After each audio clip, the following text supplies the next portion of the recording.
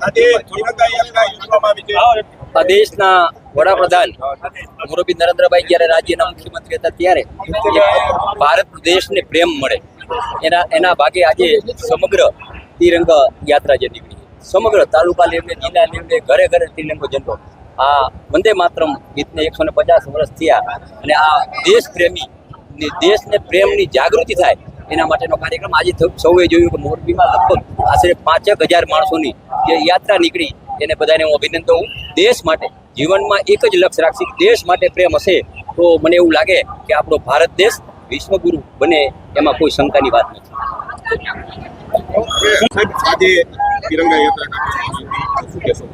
પંદરમા ઓગસ્ટના આયોજનના ભાગરૂપે આજે હિન્દ તિરંગા અને તિરંગા યાત્રાનું આયોજન જિલ્લા કક્ષાનું આયોજન કરવામાં આવ્યું હતું. આયોજિત થયું હતું.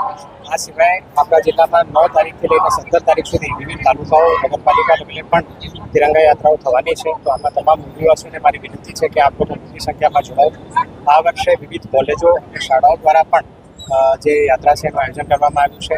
આપની નજદીકી તાલુકા, નગરપાલિકા કે શાળામાં સંપર્ક કરી આપ તિરંગા યાત્રામાં જોડાઓ, આવી આપ બધાને મારી વિનંતી અને આગ્રહ છે. આજે વિવિધ પોલીસ સ્ટાફ પણ જોડાયા હતા, સ્કૂલના પણ વિવિધ વિદ્યાર્થીઓ જોડાયા હતા, વિવિધ સામાજિક આગેવાનો અને સામાજિક સંસ્થાના લોકો પણ જોડાયા હતા. લગભગ રેલીમાં 800 થી 1000 જેટલા ખાસ સ્વચ્છતાની વાત મુખ્યમંત્રીએ 2 દિવસ પહેલા કરી છે. ત્યારે આજરોજ રૂટ ફેરવવો પડ્યો છે. સુપરબાગથી લઈને નવા બસ સ્ટેન્ડ સુધી ગટર ઉભરાય છે, તેને લઈને રૂટ ફેરવવો પડ્યો. તો શું કહેતા? આનું જે રૂટ ફેરવવાનું કારણ હતું એ કોઈ વિશેષ કારણ નહોતું. જે પ્રમાણે આગળ તાલીમ સુધારી ચાલતી હતી એ પ્રમાણે રૂટનું પાલન કરવામાં આવ્યું છે. છતાં જે માનનીય મુખ્યમંત્રીશ્રીની ટકોર છે, નગરપાલિકા જેટલી પણ છે આપણા જિલ્લાની અને મહાનગરપાલિકાને આ બાબતે અવગત કરવામાં આવી છે.